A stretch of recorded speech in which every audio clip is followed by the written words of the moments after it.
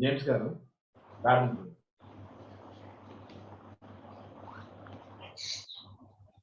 ప్రారంభ ప్రార్థన sir James గారు చేస్తారు.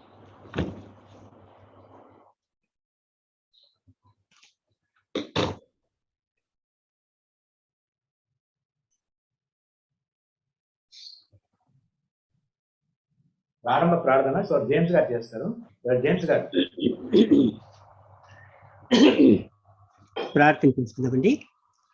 సర్వశక్తి మిక్కిలి కృపగల మా ప్రభువా, సాయంకాల సమయంలో మన ఆయన మమ్మల్ని సజీవులుగా ఉంచి మీ పాద సన్నిధిలో అగుపడడానికి, మా తండ్రి మీ వాక్యమును వినడానికి, మా ప్రభువా మీ స్వరమును వినడానికి, మా తండ్రి మా జీవితాలను సరిచేసుకోవడానికి మీరు మమ్మల్ని ప్రేమించి అనుగ్రహించిన ఈ శ్రేష్టమైన సమయాన్ని బట్టి స్తోత్రాలు చెల్లిస్తుంటున్నాం. ఆయన ఉదయ కాలం నుంచి మా తండ్రి ఇంతవరకు లోకయాత్రలో మీరు మమ్మల్ని భద్రపరిచినారు, కాపాడినారు, సమకూర్చినారు, మన ఆయన కృప చూపించినారు.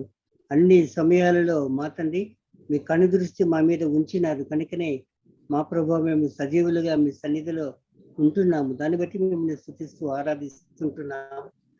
వారము మా తండ్రి మరి లేఖనాల ద్వారా మీరు మీ బిడ్డలమైన మాతో మాట్లాడుతూ మా ప్రభువా మరి యోసేపు జీవితంలో మా మధ్యకు తీసుకొచ్చారు.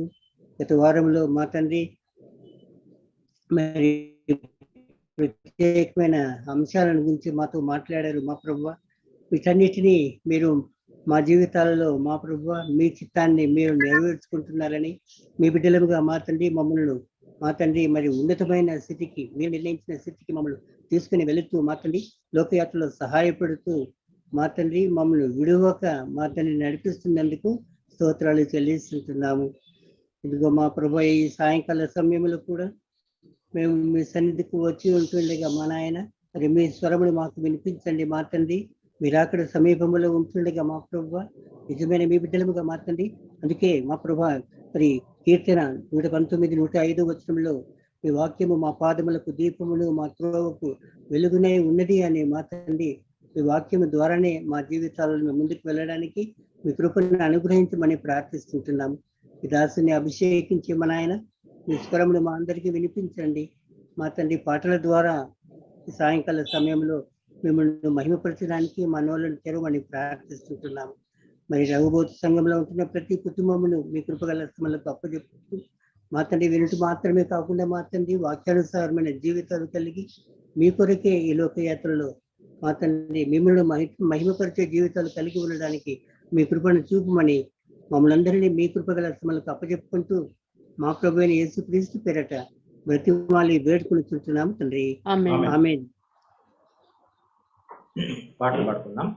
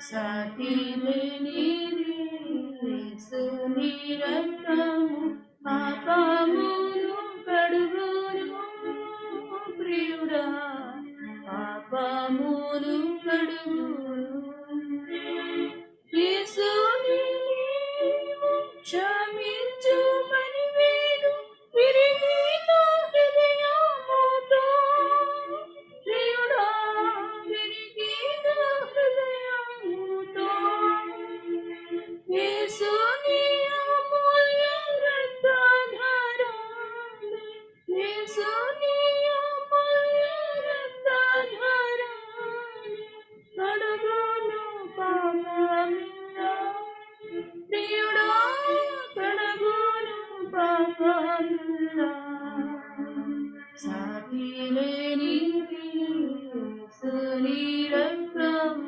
పాపమును కడుగును ప్రియుడా పాపమును కడుగును సాటి లేనిది యేసుని రక్తము పాపమును కడుగును ప్రియుడా పాపమును కడుగును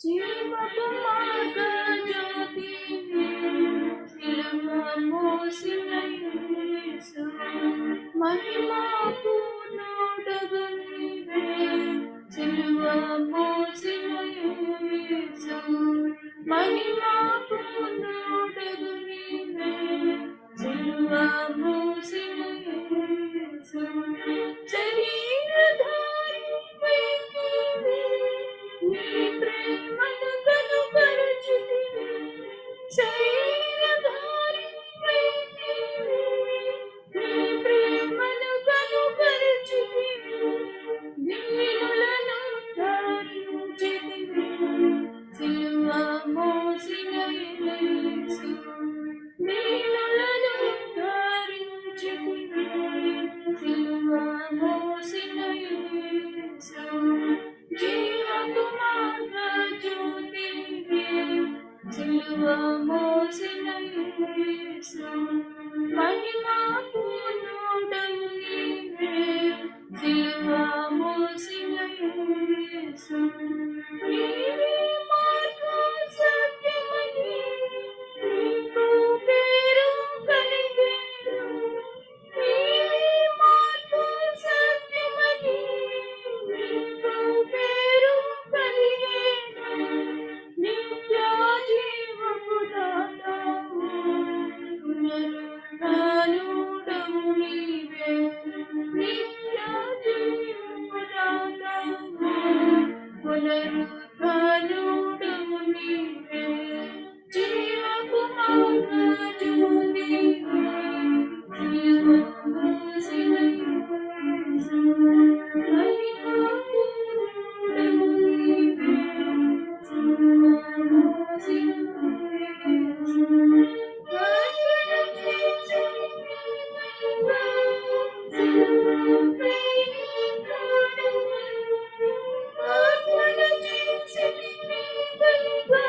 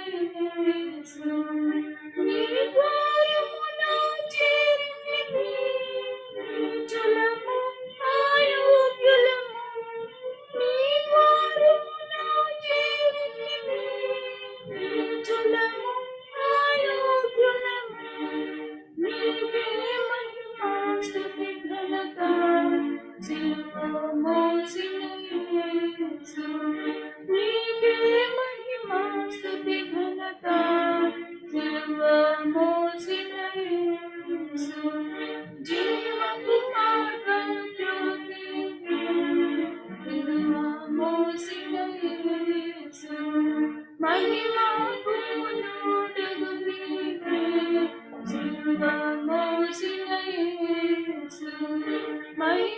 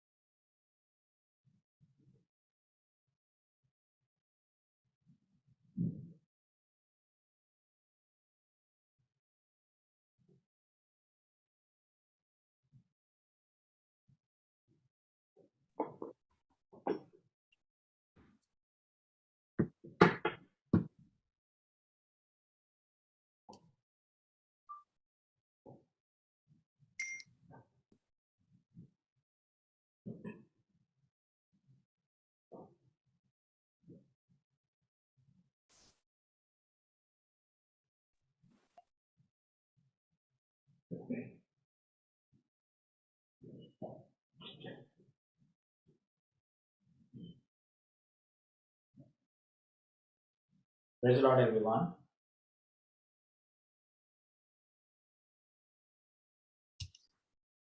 అందరికీ ప్రభు నామములో వందనాలు. We praise God for the opportunity that He has given to us to study the book of Daniel.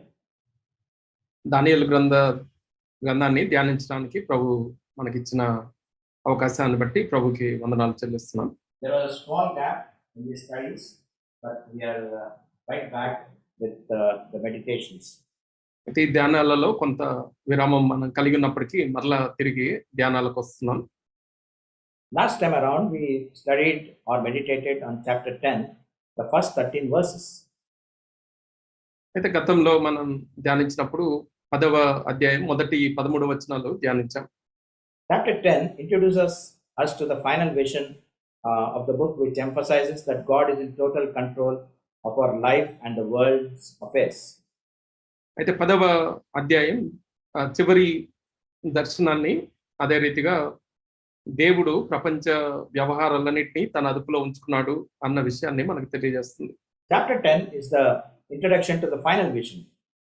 అయితే ఈ 10వ అధ్యాయం చివరి దర్శనానికి పరిచయంగా ఉంటుంది. And chapter 11 is the vision itself. అయితే 11వ అధ్యాయంలో ఆ దర్శనం ఏంటో మనం చూడొచ్చు. And chapter 12 is the aftermath or the consequences thereof. అయితే 12వ అధ్యాయంలో దాని యొక్క పర్యవసానాలని అలానే ఆ ముగింపుని మనం చూడొచ్చు. So with that we come to the end of this book of Daniel. అయితే ఆ 3 అంశాలతో మనం ఈ దానియేలు గ్రంథాన్ని ముగించుకుంటాం. So it would be better if you can remember chapter 10 as the introduction, chapter 11 as the prediction, and chapter 12 as the conclusion. అయితే 10వ అధ్యాయాన్ని పరిచయముగా, 11వ అధ్యాయాన్ని ప్రవచనముగా, అలానే 12వ అధ్యాయాన్ని ముగింపుగా మనం గుర్తుపెట్టుకోవచ్చు. One of the important lessons that we can learn from chapter 10 is the reality of Satan and demonic forces. అయితే 10వ అధ్యాయంలో మనం నేర్చుకునే ఒక ప్రాముఖ్య పాఠం ఏంటంటే సాతాను అలానే సాతాను యొక్క దూతల లేకపోతే దుష్ట శక్తుల యొక్క ప్రభావం ఉంటుంది అన్న వాస్తవం మనం నేర్చుకుంటాం. We cannot write off the influence of the demonic forces over men. అందుచేత దయ్యముల పాత్ర మానవుల మీద ఉంటుంది అన్న విషయాన్ని మనం కొట్టిపారేయడానికి వీల్లేదు. There are many ways in which Satan is described in the Bible. అయితే సాతానుని బైబిల్ అనేక రకాలుగా వర్ణిస్తుంది. In Genesis chapter 3 we see him as the deceiver, coming as a serpent. ఆదికాండం 3వ అధ్యాయంలో సర్పం రూపంలో వచ్చిన ఒక వంచకుడుగా మోసగాడుగా మనకి పరిచయం చేయబడ్డాడు. In Matthew chapter 4 we see him as the tempter. అలానే మత్తయి సువార్త 4వ అధ్యాయంలో ఒక శోధకుడుగా అతను వర్ణించబడ్డాడు. And in Matthew chapter 12 and verse 24, he is seen as the prince of devils. అలానే మత్తయి సువార్త 12వ అధ్యాయం 24వ వచనంలో దెయ్యముల అధిపతిగా అతడు వర్ణించబడ్డాడు. In 1 Peter chapter 5 and verse 8, we see him as a roaring lion. అలానే మొదటి పేతురు 5వ అధ్యాయం 8వ వచనంలో గర్జించే సింహముగా వర్ణించబడ్డాడు. And finally in chapter 12 of the book of Revelation, we see him as an accuser of brethren. చివరిదిగా ప్రకటన గ్రంథం 12వ అధ్యాయం 10వ వచనంలో సహోదరుల మీద నిందలు మోపువాడుగా అతను వర్ణించబడ్డాడు. We know our God, but it is important to know our enemy also. అయితే మనం దేవుణ్ణి తెలుసుకోవటం ఎంత ప్రాముఖ్యమో మన శత్రువైన సాతాను గురించి కూడా తెలుసుకోవటం అంతే ప్రాముఖ్యం. Now, having studied for the first 13 verses last time, now we'll read verse 14 and go further in our meditation. అయితే ఇంతకు మునుపు 13 వచనాలు మనం ధ్యానించుకున్నాం గనక 14వ వచనం చదువుకొని మన ధ్యానాలలో ముందుకు వెళ్దాం. దానియేలు గ్రంథం 10వ అధ్యాయం 14వ వచనం. ఈ దర్శనపు సంగతి ఇంకా అనేక దినముల వరకు జరగదు. అయితే దినముల అంతమందు నీ జనమునకు సంభవింపబో ఈ సంగతిని నీకు తెలియజేయవచ్చునని అతడు నాతో చెప్పెను. So the angel who visits Daniel tells him that he has come to explain about the future events as they concern his people, that is the Jews. అయితే ఇక్కడ మనం గమనిస్తే దానియేలుని దర్శించడానికి వచ్చిన ఆ దూత నీ జనానికి భవిష్యత్తులో జరగబోయే సంగతిని తెలియజేస్తున్నాను అనటంలో అతని జనులైన యూదులకు సంభవించబోయే సంగతులు తెలియజేస్తున్నాను అని మనం అర్థం చేసుకోవచ్చు. Now we know Daniel has been praying for almost like 3 weeks or 21 days. అయితే మనందరికీ తెలిసిన రీతిగా దానియేలు ఒక 3 వారాల పాటు అనగా 21 రోజులు ప్రార్థనలో గడుపుతున్నాడు. He was praying for the people who had gone back to Jerusalem, to their promised land, under the edict of King Darius.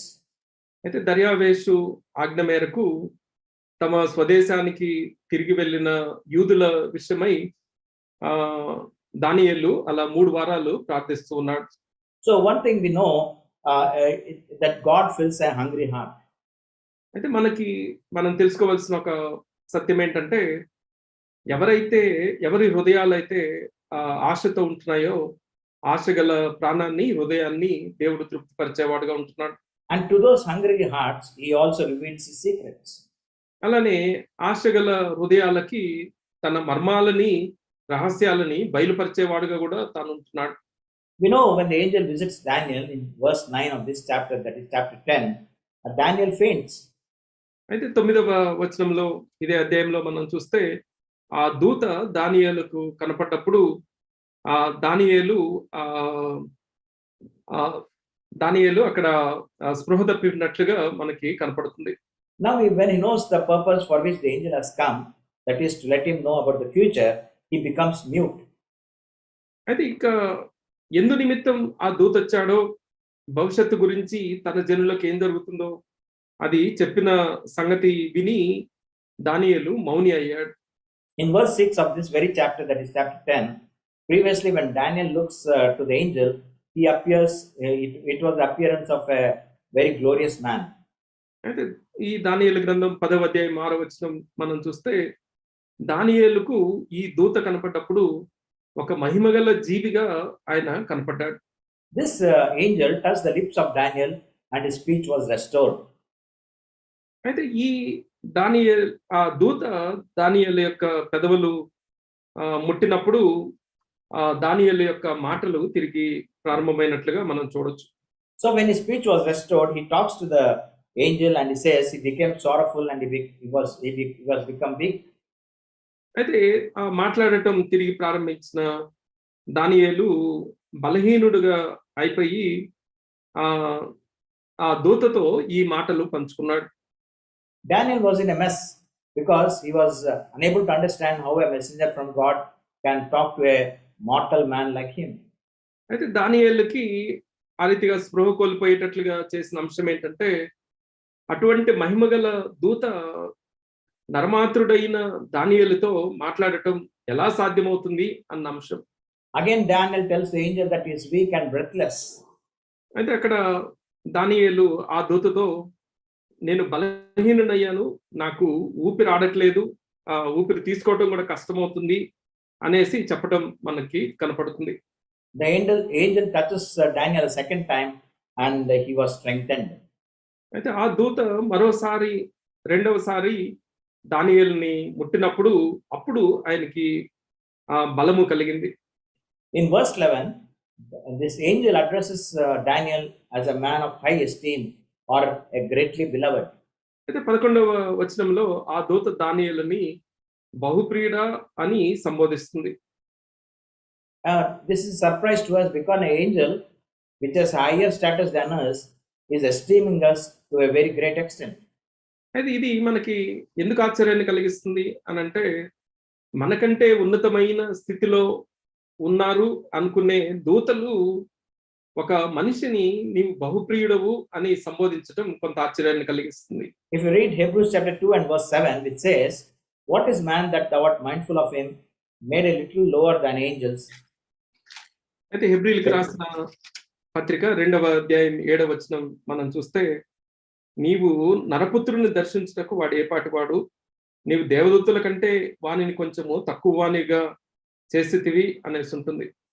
Thanks to our Lord Jesus Christ and his saving grace, we are exalted more than the angels.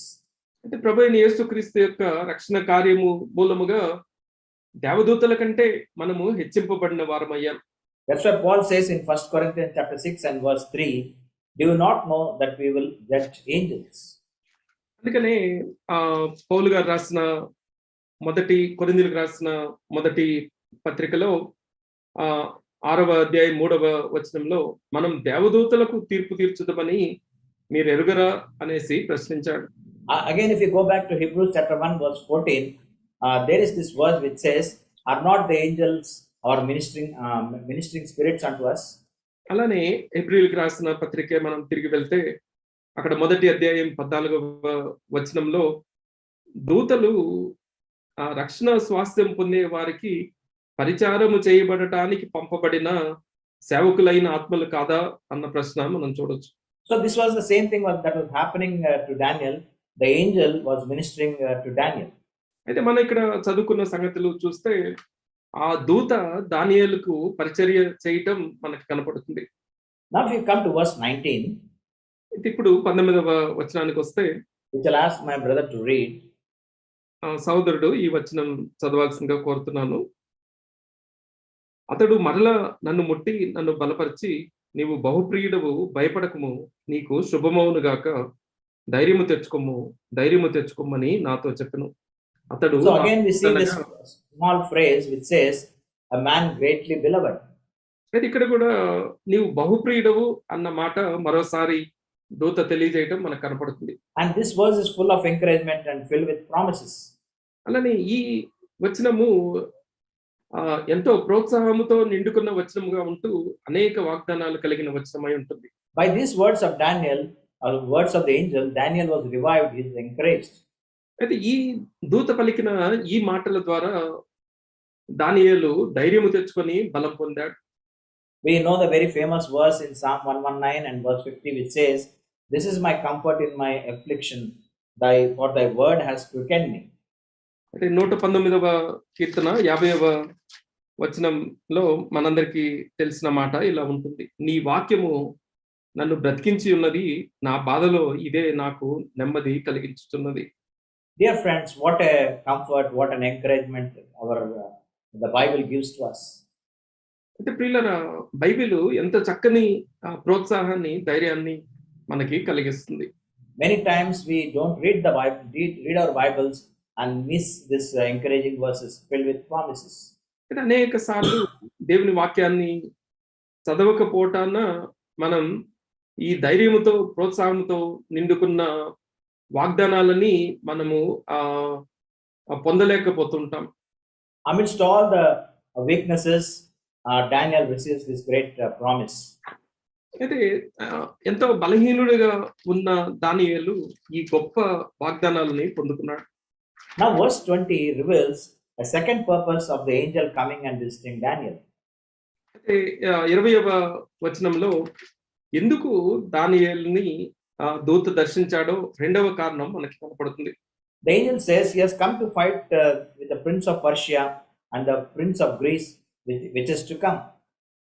అయితే ఇక్కడ దూత చెప్పిన సంగతి ఏంటంటే, నేను పారసీకుల అధిపతితో అలానే Greek దేశపు అధిపతితో నేను పోరాడటానికి వచ్చాను అనేసి అన్నాడు. So the angel who in fact was visiting Daniel was Gabriel. నిజానికి ఈ దానియేలును దర్శిస్తున్న దూత Gabriel దూతనే. So Gabriel having visited Daniel, he now goes back and assists Michael in fighting with the prince of Persia. అయితే ఈ దానియేలును దర్శించి ఈ సంగతులు చెప్పిన గబ్రియేలు మికాయేలు దూతతో కలిసి పారసీకుల అధిపతి మీద రాజు మీద యుద్ధం చేశారు.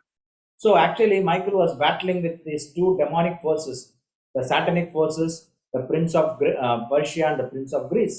నిజానికి మికాయేలు ఈ దుష్ట శక్తులతో సాతాను శక్తులతో అనగా పారసీక అధిపతితో అలానే గ్రీకుల అధిపతితో యుద్ధం చేస్తున్నాడు. So this princes of Greece and prince of Persia, which is to come, they were battling to prevent the plans of the Lord to be fruitful. ఈ పారసీకుల అధిపతి అలానే పారసీకుల అధిపతి తర్వాత రానయున్న గ్రీకుల అధిపతి ఇద్దరు కలిసి ప్రభు యొక్క ప్రణాళికల్ని నిర్వీర్యం చేయాలి, వాటిని సఫలము కాకుండా ఆపాలి అని ప్రయత్నం చేస్తున్నారు. So the angel Gabriel has twofold purposes. Number one, to visit Daniel and give him promises, and secondly, to find with the prince of Persia and Greece. Gabriel దూత దర్శించడంలో రెండు కారణాలు ఉంటున్నాయి. ఒకటి, దానియేలుకు ఆ దర్శన రీతిగా వాగ్దానాలని భవిష్యత్తులో ఉన్న సంగతులను తెలియజేయటం. రెండవది పారసీకుల గ్రీకుల అధిపతులతో పోరాడటం. So in this verse we come to understand that the angels are rendering services which are not seen to our mortal eye. అయితే ఈ వచనాలలో మనం నేర్చుకునేది ఏంటంటే, దేవదూతలు చేస్తున్న పరిచర్య ఈ మానవ నేత్రాలతో మనం చూడలేకపోవచ్చు. They are sent by God to do service to us. అయినప్పటికీ వారు దేవుని చేత మనకు పరిచర్య చేయటానికి పంపబడిన దూతలుగా ఉంటున్నారు. One thing we learn from Daniel is, even though some people have gone back to Jerusalem, he was still praying for them. అయితే దానియేలులో మనం నేర్చుకునే ఒక సంగతి ఏంటంటే, తన ప్రజలు తిరిగి యెరూషలేముకి వెళ్ళిపోయినప్పటికీ వారి నిమిత్తము దానియేలు ప్రార్థిస్తూనే ఉన్నాడు. Daniel was old, he was suffering, but still he interceded for his people. అయితే దానియేలు వృద్ధుడుగా ఉంటూ శ్రమలు అనుభవిస్తూ బలహీనుడిగా ఉన్నప్పటికీ తన ప్రజల నిమిత్తం విజ్ఞాపన చేయటం మానలేదు. He did not cut himself off from the fellowship of believers.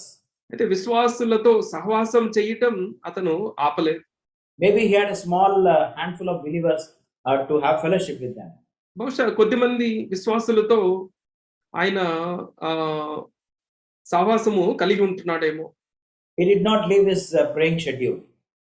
అలానే తన ప్రార్థన ప్రణాళికని అతను విడిచిపెట్టలేదు. Therefore God heard his prayers and he encouraged him and granted him inner peace. అందుచేత దేవుడు ఆయన ప్రార్థనని విని ఆయన్ని ధైర్యపరిచి ఆయనకి అంతరంగంలో సమాధానాన్ని దయచేశారు. My dear friends, one thing that we should remember is battles behind the scene continue even today. అయితే మనం నేర్చుకోవాల్సిన ఒక సంగతి ఏంటంటే, ఈ రోజుకి తెర వెనుక పోరాటాలు జరుగుతూనే ఉన్నాయి. In the heavenly realms. అయితే పరలోకపు ఆ పరలోకంలో మనకి తెలియని విషయాలు అనేకం జరుగుతున్నాయి. Sometimes we may not understand them. కొన్నిసార్లు అక్కడ జరిగే వ్యవహారాలు మనకి అర్థం కాకపోవచ్చు. A perfect example is that of Job. దానికి ఒక మంచి ఉదాహరణ యోబు గ్రంథంలో మనం చూడొచ్చు. Satan was going to and fro. One day he visited God and he asked questions concerning Job. అయితే సాతాను అటు ఇటు తిరుగులాడుతూ ఒక రోజున దేవుని దగ్గరకు వచ్చి యోబు గురించి విచారణ చేశాడు. And we know Job suffered because of this discussion that happened between God and Satan. అయితే మనందరికీ తెలిసిన రీతిగా సాతానుకి దేవునికి మధ్యలో జరిగిన సంభాషణ మూలముగా యోబు శ్రమను అనుభవించాల్సి వచ్చింది. And in spite of all the sufferings that Job underwent, he held on to his integrity. అయితే ఆ యోబు అనేక శ్రమల గుండా వెళ్తున్నప్పటికీ తన యథార్థతని వదలకుండా ఆయన కొనసాగగలిగాడు. But dear friends, we may not understand everything that happens, but we know our God is holding everything under his supreme control. అయితే ప్రియులరా, ఏం జరుగుతుందో మనకి పూర్తిగా తెలియకపోవచ్చు. అయినప్పటికీ మనం విశ్వసించాల్సింది ఏంటంటే, మన జరుగుతున్నవి సమస్తము మన దేవుని అదుపులో, ఆయన ఆజ్ఞ మేరకు, ఆయన నియంత్రణలోనే జరుగుతున్నాయి అన్నది మనం విశ్వసించాలి. All the battles that happen according to our knowledge or without our knowledge is it belongs to the Lord. The battle belongs to the Lord. అందుచేత మనం చూసే ప్రతి యుద్ధము కారణాలు మనకి తెలిసినా తెలియకపోయినా ఆ యుద్ధాలన్నీ యెహోవావే, దేవునివే, ప్రభువే అన్న విషయాన్ని మనం గమనించాలి. One thing that is required from us is to follow him faithfully. అయితే మనలో ఉండాల్సిన ఒక విషయం ఏంటంటే, నమ్మకముతో ఆయనని వెంబడించే వారంగా ఉండాలి. And we must also remember that we are not alone when Satan confronts us, when evil powers assault us. అలానే సాతాను మనల్ని బెదిరించినప్పుడు, దుష్ట శక్తులు మన మీద దాడి చేసినప్పుడు మనము ఒంటరిగా లేము అన్న సంగతి గమనించాలి. In all the temptations, in all the suffering and persecutions, Jesus will be with us even till the very end, as he has promised. అయితే మన శోధనలలో, శ్రమలలో, హింసలో, మనం ఎదుర్కొంటున్న కష్టాలన్నిటిలో అంతము వరకు ప్రభువు వాగ్దానం చేసిన రీతిగా మనకు తోడుగా ఉంటారు ఆయన. We know this verse, but I just want to remind Matthew chapter 28 and verse 20, "Lo, I am with you even to the end of this world, end of this age." అయితే మనందరికీ తెలిసిన మాటే అయినప్పటికీ మరోసారి ఈ వచనాన్ని మీకు జ్ఞాపకం చేస్తున్నాను. మత్తయి సువార్త 28వ అధ్యాయం చివరి వచనం, "ఇదిగో నేను యుగ సమాప్తి వరకు సదాకాలము మీతో కూడా ఉన్నాను" అని వారితో చెప్పాను. So what a great comfort it gives to know that our Lord is in total control. అయితే మన ప్రభువు సమస్తాన్ని తన అదుపులో ఉంచుకున్నాడు అన్న సంగతి మనకెంతో ఆదరణ కలిగించే విషయమై ఉంటుంది. Dear friends, as we close this chapter 10, it is better to remind ourselves some of the great things that has happened in this chapter.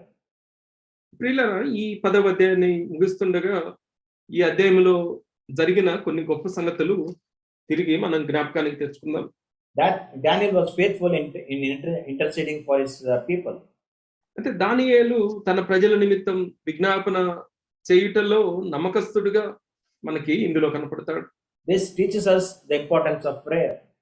అయితే ఇది ప్రార్థన యొక్క ప్రాముఖ్యతని మనకి తెలియజేస్తుంది. We know all the things concerning Moses, concerning Samuel, who were faithful in their praying abilities. అయితే మోషేని, సమూయేలుని మనం గమనిస్తే ప్రార్థించుటలో వాళ్ళు ప్రార్థన వీరులుగా మనకి కనపడతారు. Having completed chapter 10, we'll now step into chapter 11. 10వ అధ్యాయాన్ని ముగించుకున్నాం. 11వ అధ్యాయంలోకి ప్రవేశిద్దాం. I request my brother to read the first 2 verses. అయితే మొదటి 2 వచనాలు సహోదరుడు చదవాల్సిందిగా కోరుతున్నాను. మాదీయుడగు దర్యావేషు మొదటి సంవత్సరమందు మికాయేలును స్థిరపరచుటకును బలపరచుటకును నేను అతని యొద్ద నిలవబడితిని. ఇప్పుడు సత్యమును మీకు తెలియజేస్తున్నాను. ఏమనగా ఇంక 3 రాజులు పారసీకం మీద రాజ్యం చేసిన పిమ్మట అందరికంటే అధికైశ్వర్యము కలిగిన 4వ రాజు ఒకడు వచ్చును. అతడు తనకున్న సంపత్తు చేత బలవంతుడై అందరినీ గ్రీకేయుల రాజ్యమునకు విరోధముగా రేపును. Now in this chapter 11, we have come to the actual vision that the angel reveals to Daniel. అయితే ఈ 11వ అధ్యాయంలో దూత దానియేలుకు తెలియజేసిన దర్శనము యొక్క ఆ వివరాలు ఉంటున్నాయి. So in chapter 11 verses 1 and 2, it's a vision concerning Persia. అయితే ఈ 11వ అధ్యాయం మొదటి 2 వచనాలలో పారసీకుల రాజు గురించిన దర్శనము ఈ మాటల్లో ఉంటుంది. I'm giving an outline of this chapter, and verses 3 to 4 we see the vision about Greece. అయితే ఈ అధ్యాయం యొక్క నిర్మాణము ఈ రీతిగా ఉంటుంది. మొదటి 2 వచనాలలో పారసీకుల రాజు గురించి ఉంటుంది. 3-4 వచనాలలో గ్రీకుల రాజు గురించిన సంగతి ఉంటుంది.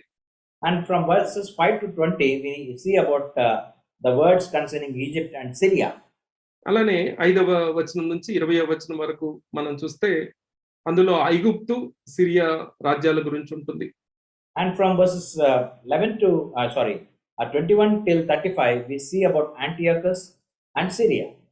అలానే 21 నుంచి 35వ వచనం వరకు చూస్తే ఆంటియోకస్ అనే రాజు గురించి, అలానే సిరియా గురించి అందులో ఉంటుంది. But let's stop here and then try to understand what this means to us today.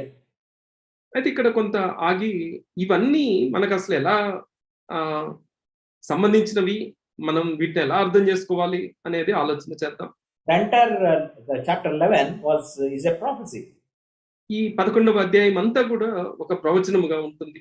It was a prophecy to the Jews and to Daniel in particular. యూదులకి అలానే దానియేలుకి దేవుడిచ్చిన ప్రవచనం. Because the angel tells in chapter 10 that this prophecy concerning his people, that is the Jews. 10వ అధ్యాయంలో మనం ఇంతకు ముందు చూసినట్లుగా ఇది నీ జనుల నిమిత్తము తెలియజేయబడుతున్న ప్రవచనం అనేసి దూత అన్నారు. Now to Daniel, all this words concerning the kingdom of Persia, Greece, Syria, Egypt, they were all prophecy for Daniel. అయితే ఈ పారసీకుల రాజు గురించి, గ్రీకు రాజు గురించి, ఐగుప్తు, సిరియా ఈ రాజ్యాల గురించి ఇవన్నీ దేవుడు దానియేలుకి ఇచ్చిన ప్రవచనాలు. And about Antiochus also. అలానే యాంటియోకస్ అనే రాజు గురించి కూడా ఇవన్నీ దూత ద్వారా దేవుడు దానియేలుకి ఇచ్చిన ప్రవచనాలు. That is the first 35 verses, and the later on from 36 till the end, they're all prophecies for Daniel. అయితే ఇవి ఆ రాజుల గురించిన ప్రవచనాలు అయితే 36వ వచనం నుండి మిగిలిన భాగంలో దానియేలు గురించి దేవుడు ఇచ్చిన ప్రవచనాలు ఉంటున్నాయి. But for us, the first 35 verses of this chapter 11 is history. Remember this.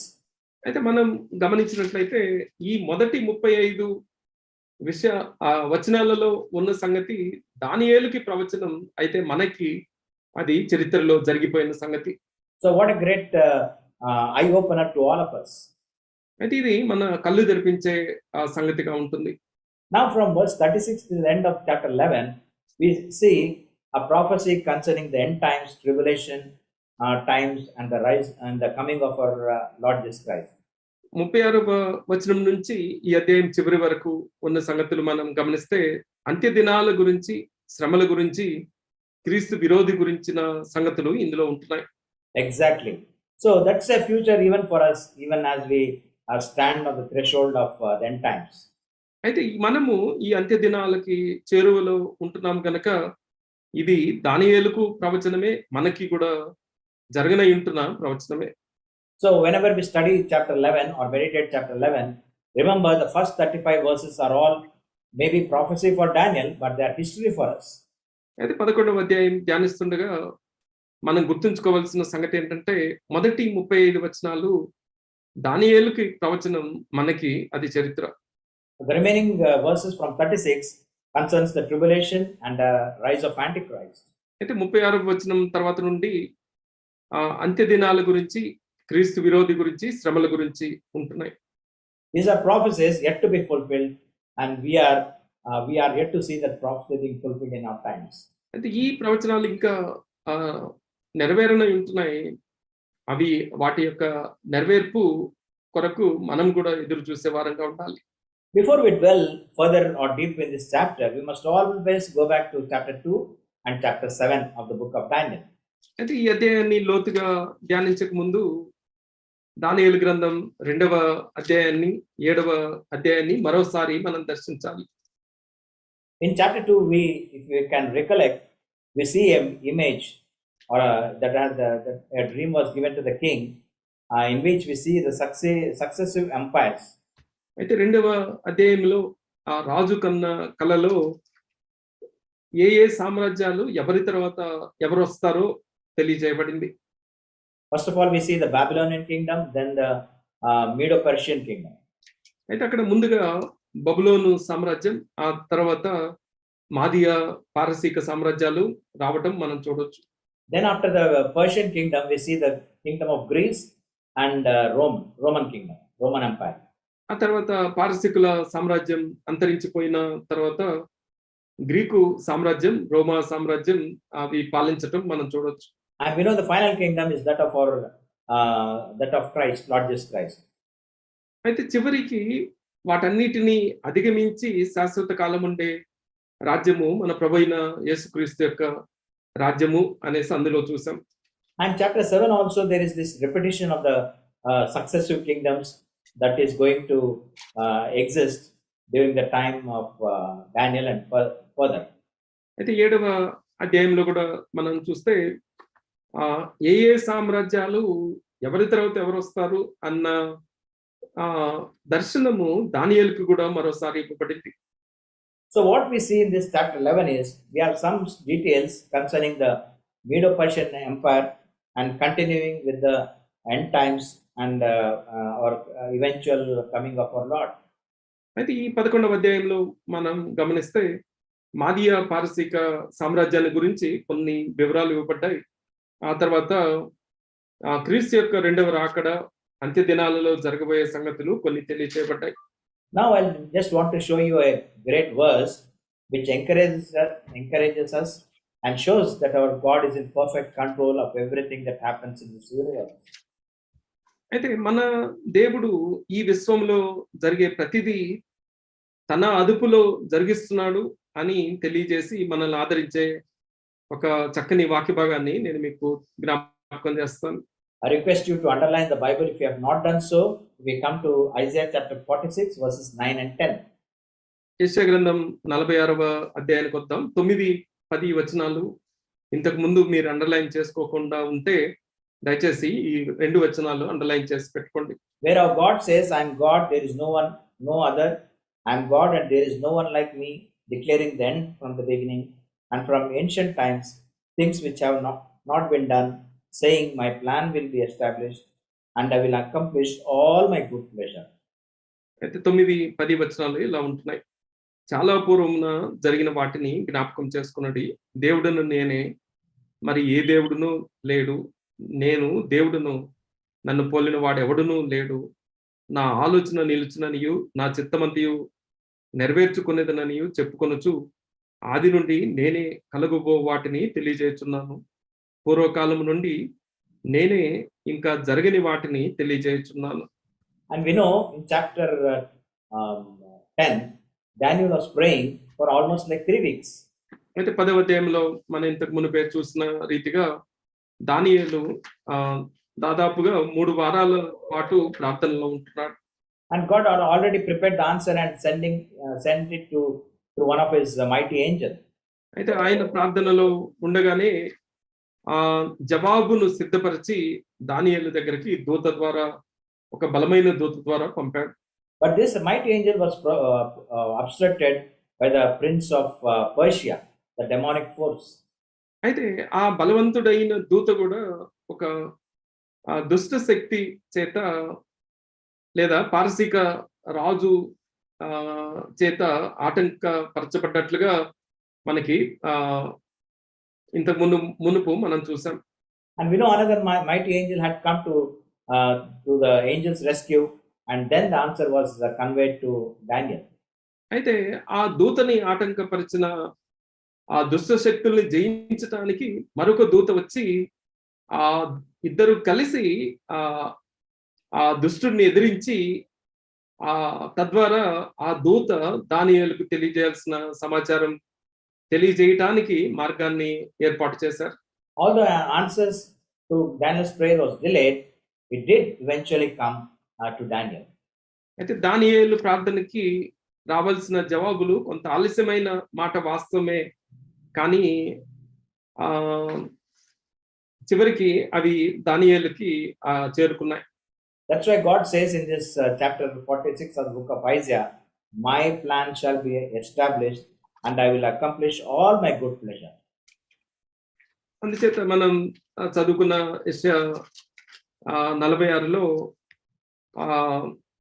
నా ఆలోచన నిలుచుననియు నా చిత్తమంతయు నెరవేర్చుకునేదననియు దేవుడు తెలియజేసిన సంగతులు మనం చూసాం.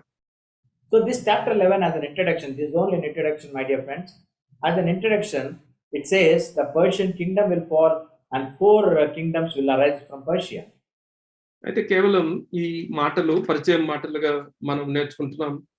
అయితే ఈ అధ్యాయంలో మనం చూస్తే పారసీక రాజ్యం అంతరించిపోతుంది, ఆ తర్వాత మరో 4 రాజ్యాలు వస్తాయి అన్న సంగతి ఉంటుంది. So Daniel could see some of the events that related to his people, that is the Jews. అయితే తన ప్రజలైన యూదులకు సంబంధించిన కొన్ని సంగతులు దానియేలు చూడగలిగాడు. One of the dreadful things that happened is the rise of Antiochus, who literally made the Jews to suffer and be persecuted. అయితే ఇక్కడ జరిగిన సంగతుల్లో ఒక బాధాకరమైన సంగతి ఏంటంటే, యాంటియోకస్ అనే అతను అధికారంలోకి రావటం, అలానే తన ప్రజలైన యూదులని క్రూరముగా హింసించటం జరిగింది. This Antiochus symbolizes the Antichrist who is yet to come. అయితే ఈ యాంటియోకస్ అనే రాజు భవిష్యత్తులో రానయుంటున్న క్రీస్తు విరోధికి సాదృశ్యంగా ఉంటున్నాడు. Antichrist replicated all the bad things that Antiochus did to the Jews.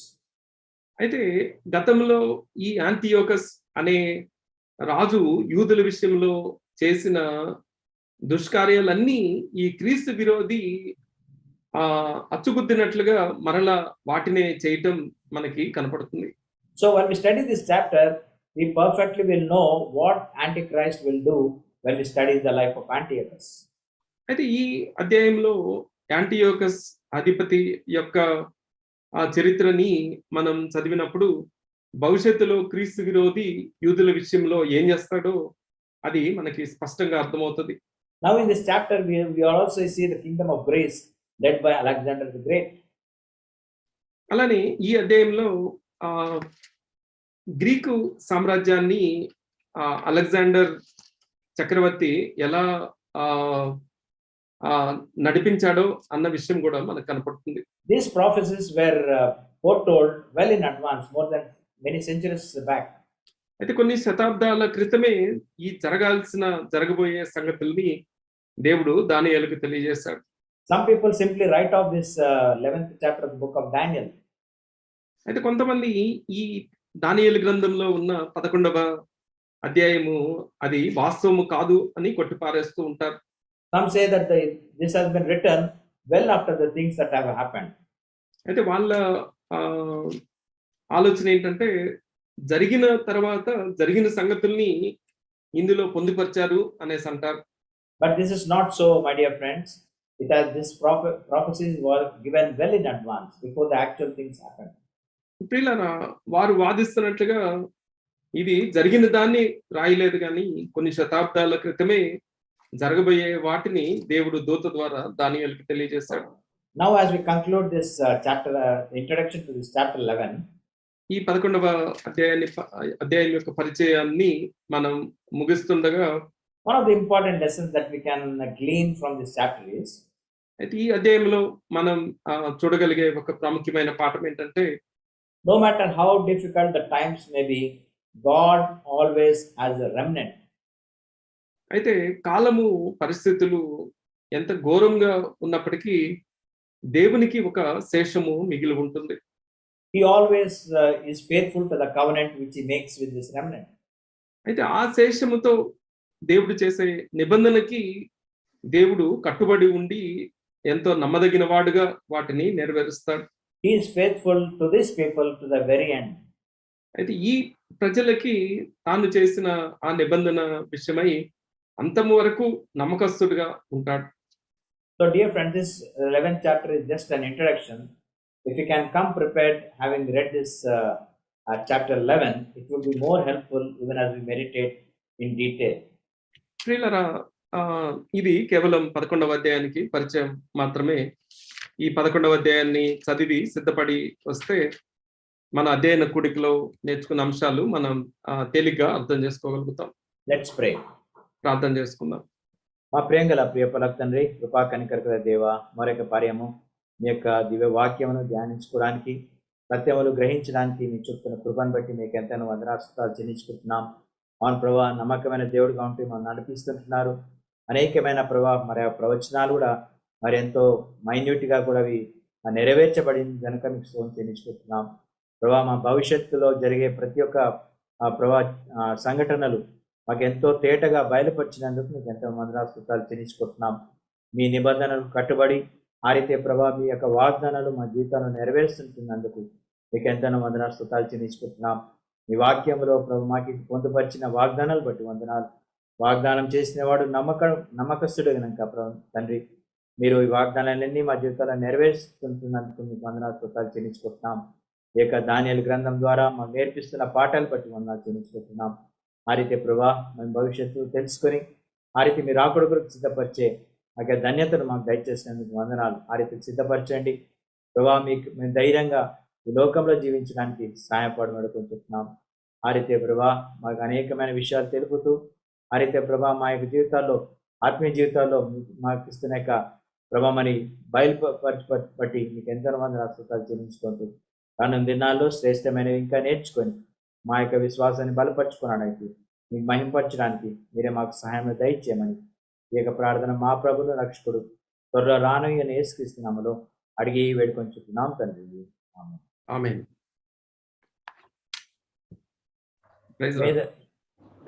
May the grace of our Lord Jesus Christ, the love of God, and the fellowship